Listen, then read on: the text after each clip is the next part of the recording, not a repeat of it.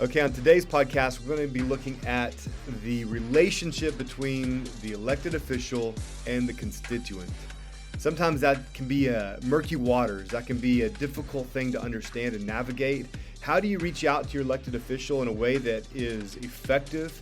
And how do you, as an elected official, respond to the people that you're elected to represent?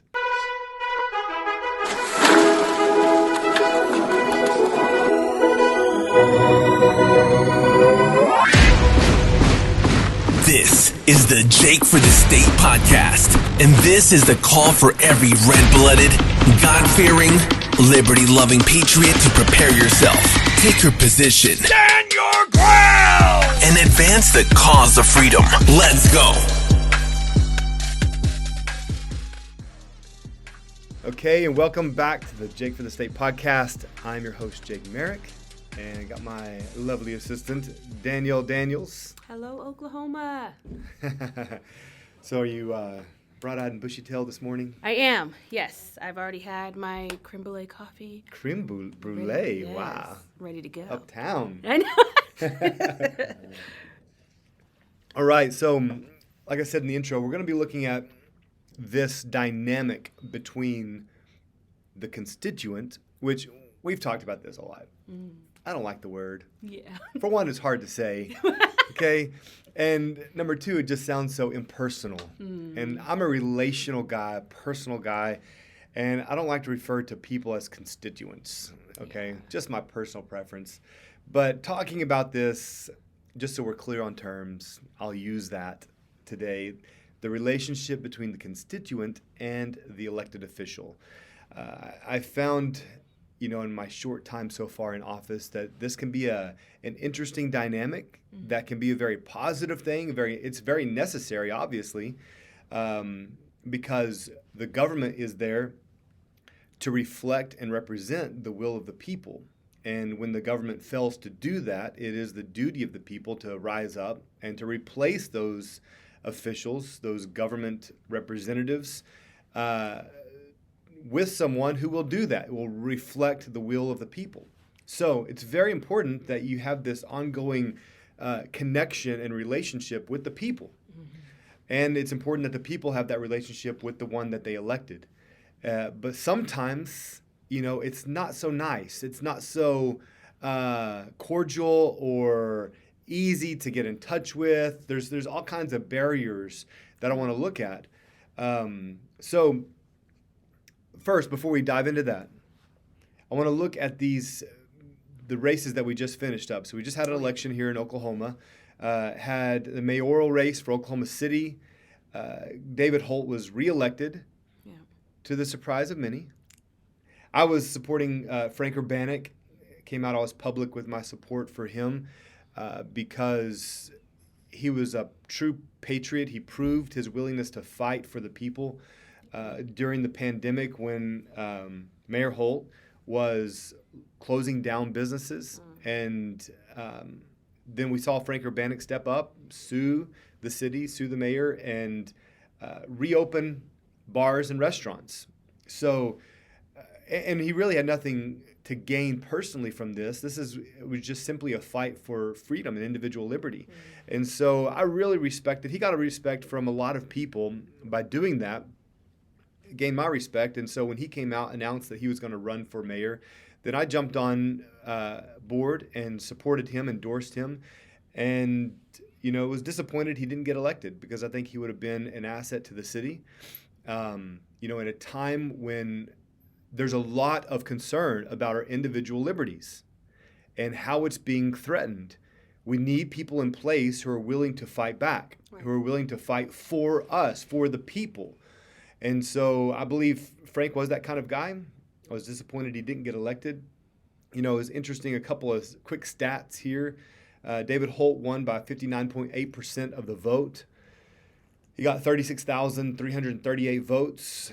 Urbanek came in second with 12,111 votes.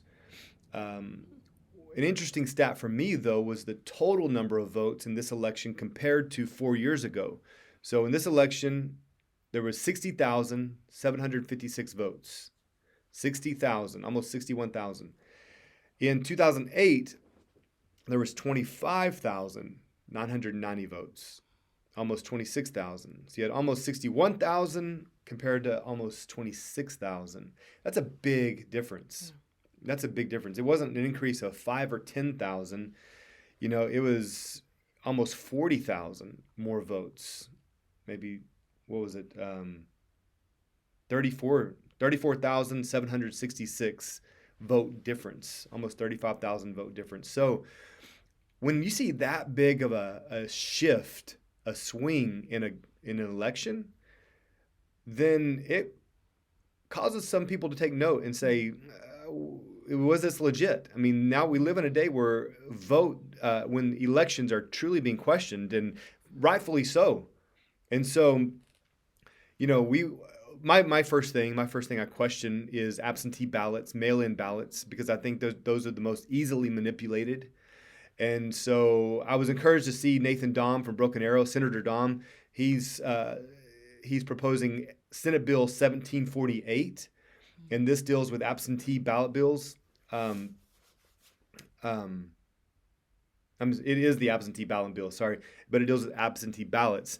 And basically what it's going to require is that you specify the reason for your request. And so there's legitimate reasons for people to request absentee ballots, but there's a lot of times these are requested illegitimately. And so we just need to know that these are being used correctly and for the right reasons, and to know who's requesting them, and that we're not, that dead people aren't voting, that truly citizens are voting. And so these are the attempts to clean up our elections, to ensure election integrity. If we do not have that, we do not have a republic. And it's vital that we ensure we have integrity in our elections. So I was very glad to see Senator Dahm submitting this. He has several, actually, election integrity bills, 1748 that I just mentioned, and then Senate Bill 1805, which I really like, this idea of adding a perforated ballot. And so after you vote, you can tear off your number associated with your ballot. You can hold on to that. And then later you can go online to see your actual ballot counted. And you can match that with your number. And so you have a scanned copy online that you can see, make sure it matches your number that you have in hand to ensure that your vote was processed. And I believe that is a great check that's going to help with election integrity. One more is Senate Bill 1690, again from Senator Dahm, calls for a forensic audit of 2020. Mixed opinions all over the place, talking to people about the election, even among those who seriously believe it was questionable and compromised. There's debate as to whether we should do anything about it. Should we go back and try to ensure it was done right, or should we just move forward and ensure that the future elections are done right? So this calls for a forensic audit of 2020, and I'm on board with that. I think we should go back and look at it. I've said before that I'm not sure we can do anything about it. We need to look forward. But if there was a significant election, and this was the presidential election, if there was serious, legitimate concern about whether it was legit or not, we need to look into it. And it's not just that one. It's elections in general across Oklahoma. So a forensic audit, I think we need to be calling for a forensic audit across the nation in every state, and making sure that we weed out as much election fraud as possible. We know fraud takes place in almost every election. That's not a debate. We know it happens. People are nefarious. People are corrupt. Some are, and are willing to go to any extreme, take any measure to get what they want. And so we see this in elections. It's no different. So we have to make sure, don't assume everyone is good and everybody's going to do it right, and come in, provide oversight, and ensure that we can trust our elections. So our laws should make it easy to vote and hard to cheat. Right. And that's what it comes down to, is we don't want to create barriers to voting. We want everyone to be able to vote, and it should be easy to vote, but it should be very hard to cheat.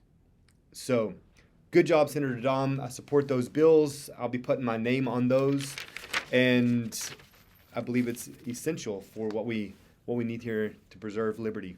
So moving on to the topic of the day. Okay. Now, talk to me for a minute All right. about your experience at the front desk. Well, busy is an understatement, especially since session has started. It is, like I said, beyond busy. So we finished our first week. Oh my gosh. Thank God yesterday was Friday. I know.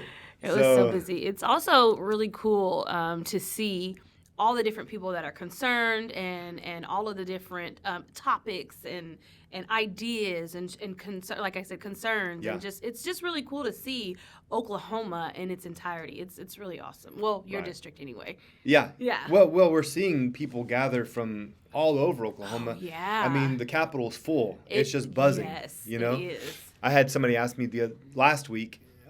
We had some people come up to the Capitol to pray. So very special time. We walked to the Capitol, prayed over the House chamber, then prayed over the Senate chamber, prayed over the Supreme Court, the governor's office, lieutenant governor's office. Very special time. And people were asking, so, how busy, because we were walking through an empty building, essentially. Right. And people were like, how many people are usually in here? Oh, my gosh. And I was like, you just have to come see it. It's full. Yeah. And depending on the day, depending on the issue being debated, you have, larger gatherings. And those are interesting. A lot of chanting, a lot of echoing through the walls. And, you have all of the Senate and the House members, their staff. I mean, it's a packed building all the time. The police, the security, like it's packed. Right. Like, If you haven't been there, you need to go down to the Capitol during the week, if you can, and just experience it. Especially on big days when notable bills are being debated. It's good to go down there because it attracts a lot of attention.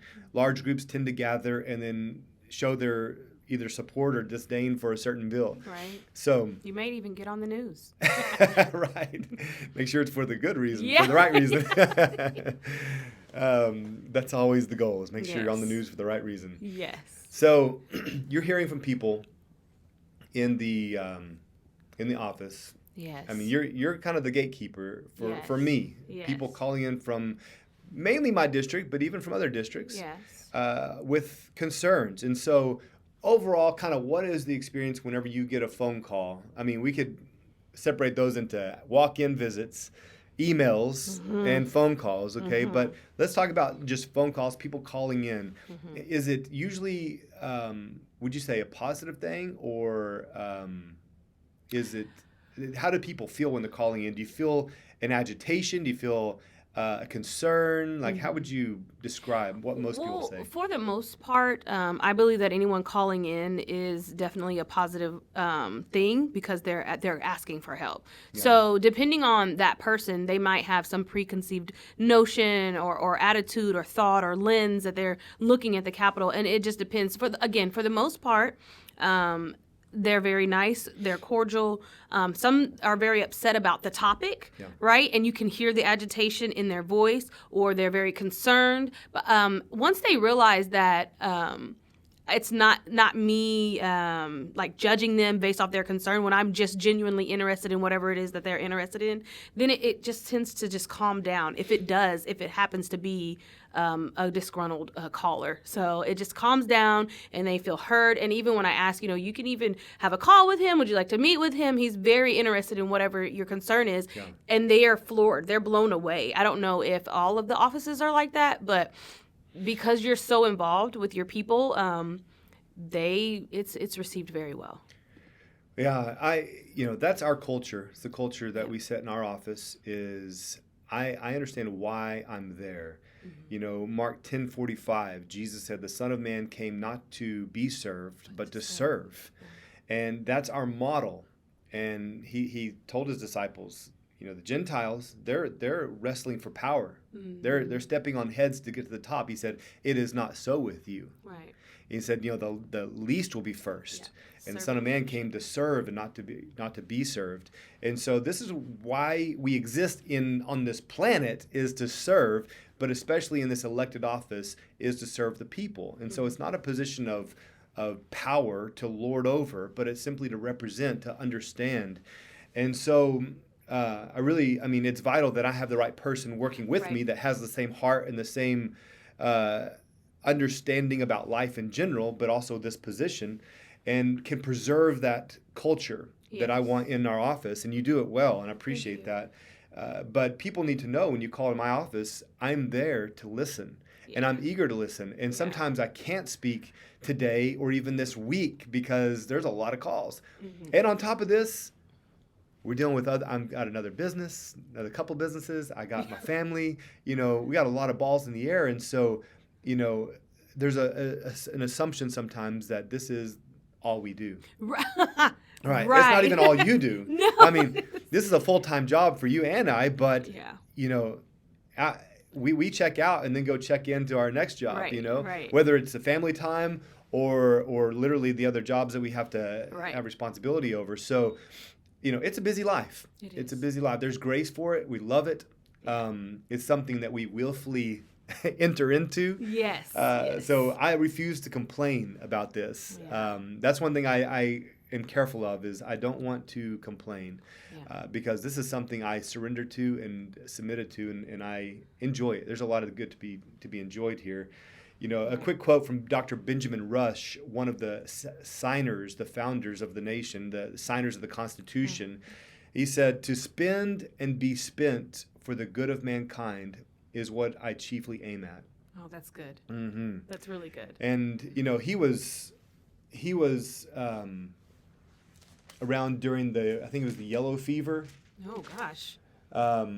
Yeah. Very relatable. Yeah. So it was the yellow fever of 1793, and people didn't know what this was. It turns out it was spread by mosquitoes, but nobody knew that. They just knew everybody was dropping around them. And so people were actually fleeing town, including the doctors. So in his town, if I can find out where that was at, but there were about 6,000 people that were sick in his town, and there were 3 doctors because everyone else had left. But he was there to serve, and he trusted God with his own health. And so he said, "As for myself, I am determined to remain. I may fall a victim to the epidemic, and so may you, gentlemen, but I prefer, since I am placed here by divine providence, to fall in performing my duty, if such must be the consequence of staying upon the ground, than to secure my life by fleeing from the post of duty allotted in the providence of God. I will remain." Amen. And so, wow, what a contrast with the everyone says this: be safe. Oh, yeah. Is that our only goal in life, is to be safe? No, man, live well. How about that? Yeah. Live well, live full, live to the glory of God, and trust Him. I love these examples we have in the past. This was a man who signed our Constitution. He was there in the beginning. He was a voice and an influence in the founding of our nation, and that's the kind of man he was, one who would stand in the face of danger and give his life for others. Okay? That's where our liberty, where our founding documents came from. So, praise God for that. When we maintain that perspective, when we understand why we're here to serve, then it changes the dynamic with the people. Yeah. Okay? And so it's my intent to truly serve and serve well to the glory of God and for the good of man, and to be an open door to receive anyone, whether you are of like mind or not, whether you're Republican or Democrat. Right. We come in, we can have a civil discussion, and the pursuit is what is right. Okay, that's the pursuit, is we're having this discussion to find out what needs to be done for the good of everyone and what is the right thing to do. And I would like to add, I think what surprises everyone the most is the follow-up or the actual call from you. They like the actual follow-through. Right. They're really surprised. I've heard countless times that not everybody contacts them back, or not everybody even responds. Right. And so it might take me a minute because I have over 1,000 emails on a specific topic, or 78 calls on a specific issue, but when I do get to you, it's shocking and it's received well. Well, and I'm not perfect. I'll be the first to admit that I miss calls, I miss appointments, and and I hate it when that happens. But sometimes it happens, and so all you can do is admit I messed up and then move on and try to hopefully people understand. Yeah. But that I do my best to follow up, to reach out to them, have that actual discussion with them, or reply with an email. I love that, honestly, I really do. So I want to help people. Yeah. So we can do this better Yeah. together. And so here's some things I just jotted down, okay? How to talk to your elected official, okay? And I'm telling you from my perspective what I think is most effective and most productive when we're having a conversation together, all right? Come prepared. So sometimes, you have people just walking in and it's just a matter of shaking hands and meeting each other. That's cool. I love that. I love just meeting people in my district or from wherever. But if you come in wanting to talk about an issue, come prepared. Do some homework, do some research, know the bill number, know the topic, and so you can sit down and we can. The reason I'm saying this is so we can actually be productive in our conversation, Right. and instead of say, well, okay, we'll look into that. That's fine too. But if you're wanting to get somewhere, Yeah. make a point or argue your position, you need to come prepared. Yeah. And same on my end. I do my best to be prepared to read the bills, to have conversations, to at least try to know what's going on. And you do the same. Yes. It's a lot. Yeah, it is a lot. It's a lot of information. Come bold. Yes. Realize that I'm a person. I'm an elected citizen like you, elected from the people. And so I am not someone higher above you. I am one of you. And so is everyone else in that office, from the governor, pro tem, speaker, senator, house member, whoever they are a person. And you have equal rights and equal value. And so you come in bold, not cocky, not trying to assert your will over someone else, but simply confident. And this should be your position, honestly, in life in general. Yeah. And the more you can understand who you are and who God made you to be, then you can walk in life with a sense of confidence that it really doesn't depend on you. It depends on God. I got a message this morning from a friend who she called. My wife and I both left us both a message and just said, it was a word of encouragement from Mark 13 about when you're brought before kings, don't worry about what you will say because the Holy Spirit will give you the words to say.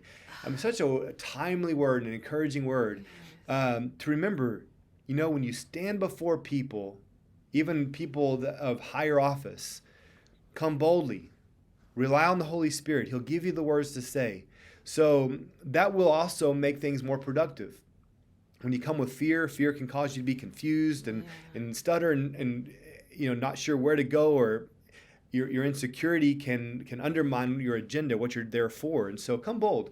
The other thing, I was going to say, not just fear, but even if you come with this, you already think what we're going to say or how we're going to receive what you're going to say.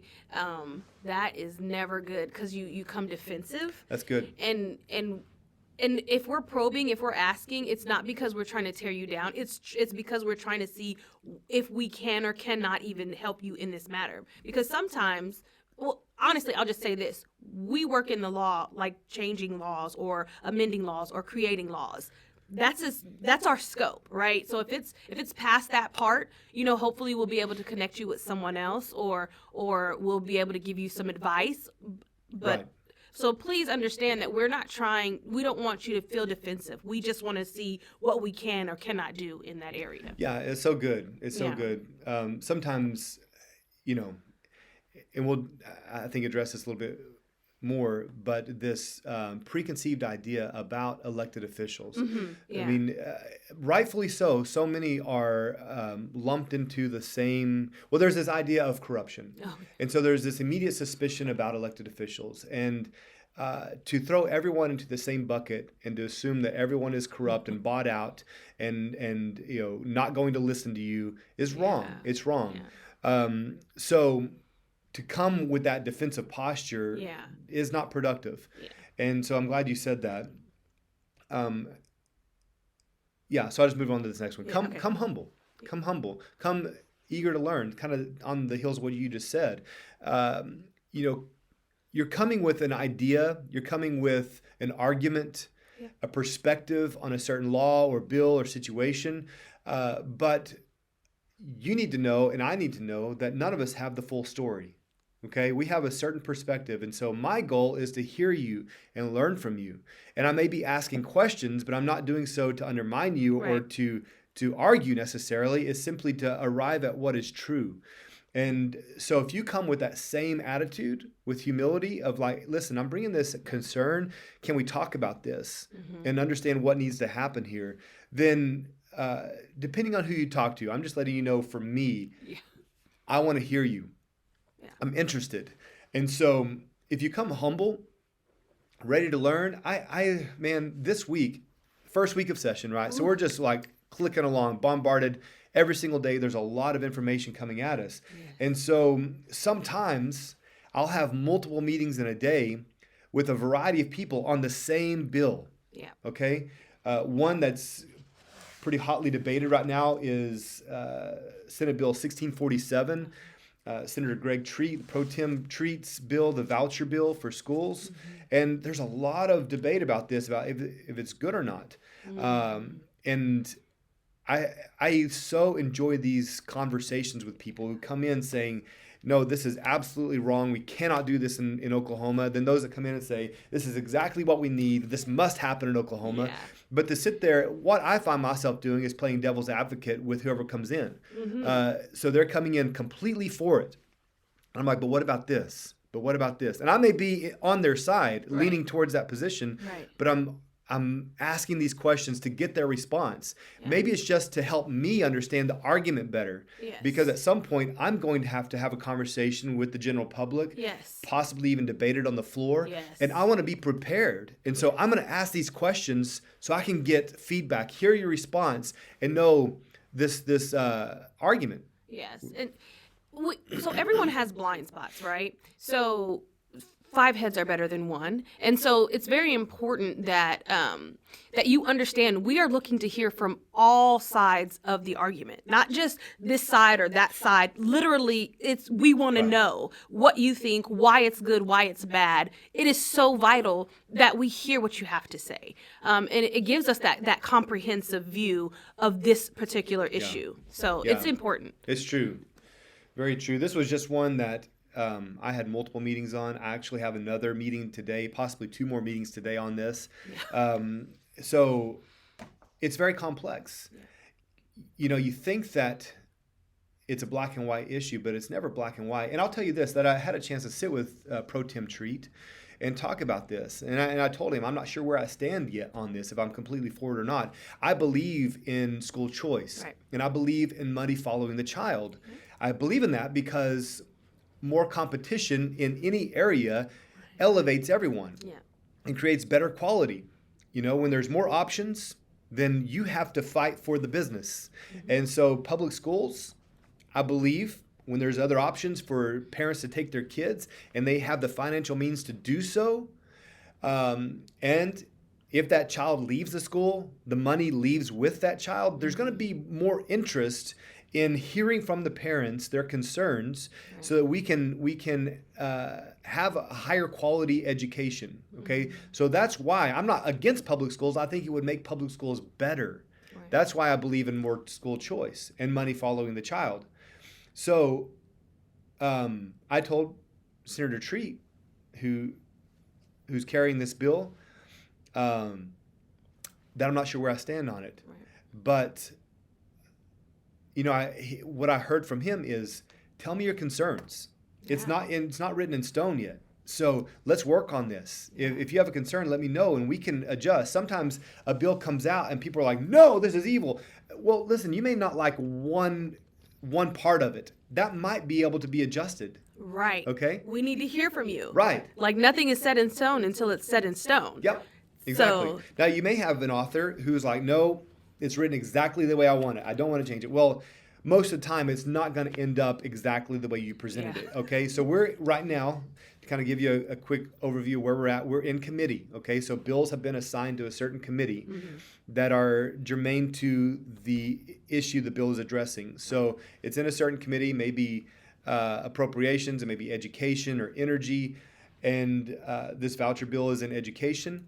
And so it's going there, it's going to be debated, and there's going to be questions asked. Right. There'll be those that say, I have an issue with this particular part of the bill. Would you be willing to make this change if we vote this forward? And then the author has a chance to respond and say yes or no. I'm willing to add that part in there. So there's this working on this bill through this whole process. If it passes committee, it'll be heard on the Senate floor. If it passes the Senate floor, it'll go over to the House. If it passes the House, it'll go to the governor to be signed. So there's a lot more checks and balances for this bill to go through before it's finalized. So sometimes we just throw it all out. There may be part of it we don't like and we just throw it all out. The baby with the bathwater. Exactly. Right. So have conversations. I'm so encouraged when people come up to the Capitol, oftentimes with passion and conviction, saying, no, we cannot. And when they can show me why and explain to me why, and look in the bill and say, it says this on page 2, line 17, it says this. Well, let's break this out. Awesome. And we can go through and look at it and say, I think you're reading that wrong. Or, no, I understand your concern. What if we did this? Right. And these kind of discussions can happen. And it may quiet your concerns and say, okay, well, if we change that part of it, I'm okay with it. Right. So just to let you know, these are the conversations we're having daily up at the Capitol via email. Speaking of email, how many emails did you get on this particular bill? Oh my gosh, we're at over 1,000. It's like almost 1,100. And so at first it was no, and now we're getting a yes, no, yes, Pretty no. mixed. Yeah, Yeah. So now it's all it's a torn consensus. Everyone is split. Yeah, So. yeah, exactly. So the other points I had there, I think I probably already covered them. I initially said come prepared, come bold, come humble, come to learn, come to dialogue, not argue. And the last thing I said is come. Yeah. Actually show up. Showing up is half the battle. And so whether that's a phone call or an email or actually coming in person, when you come, you're exercising your right, for one thing. Right. And it is significant. It makes a difference. So, but when you come, if you come ready to work on things rather than just throw punches, it's so much more productive. I find oftentimes a defensive posture on the side of the politician, the elected official, because sometimes so many people only show up when they're angry. Oh yeah. They only show up when they have a problem with something, and they're coming to let them know. What happens is that becomes, you get slapped so many times and you get tired of getting slapped. Yeah, you're not a punching bag. Right. And you're like, well, we elected you and you're using taxpayer money. I understand, but everybody's human too. Yeah. Okay? Yeah. And if you come in with a desire for civil conversation, to be productive, it goes so much further. And chances are you're going to get an audience with someone when otherwise you wouldn't. If you get a reputation as a troublemaker, as someone... And I'm not saying troublemakers all the time is wrong. Sometimes we need that agitator to remind people. That's not always bad. Yeah. But I'm trying to help people get that conversation, get that audience with the governor, with elected officials. And if you come in with concerns, but you're able to sit down and dialogue, it just goes so much further. So go ahead. The person that taught me the most was Deborah Campbell. Sure, yeah. Oh my gosh. So this lady, I don't know if you know this lady, but well, shout out to Southern Oklahoma there. Hey, she's doing Deb. a lot of good work on a lot of things. She is. And so just because she hits a roadblock with this representative or this senator, that doesn't mean she stops. She takes in what they're saying, does more research, and then she'll maybe go to another one or add someone else in on the conversation. And eventually there's like the senator was saying, stuff gets done, and all concerns or all aspects are considered and factored into these thoughts. And this lady has taught me so much. A no doesn't mean No, it could be mean. It could just mean, oh, it doesn't work on this side, or maybe you have to go over here. There are so many. There's more than one way to skin a cat, guys. Absolutely. Like, it's just. Yeah, and she's running for office. Yeah, and so she is. I forgot. yeah, No, I didn't. she's doing great work. She So, is. we're gonna wrap it up today. We're at 30 minutes. I'm trying to keep these at 30 minutes, but I hope this is helpful to you, encouraging you to show up. But when you do show up, come prepared, come bold, come eager to learn, ask questions, hear from the other side, and then be ready to give your perspective as well. Yeah. And then, I'm, as an elected official, eager to hear from my constituents, even though I don't like that word. I like my constituents. Yeah. And I know there are others. So many others are good people up there who are eager to hear from their people. Yeah. But we just have to do it in a tactful way that's productive. So. For sure. God bless you guys. I'm glad you were able to jump in. I hope that helps with this whole process. We'll see you next time on the Jake for the State podcast. Bye, Oklahoma.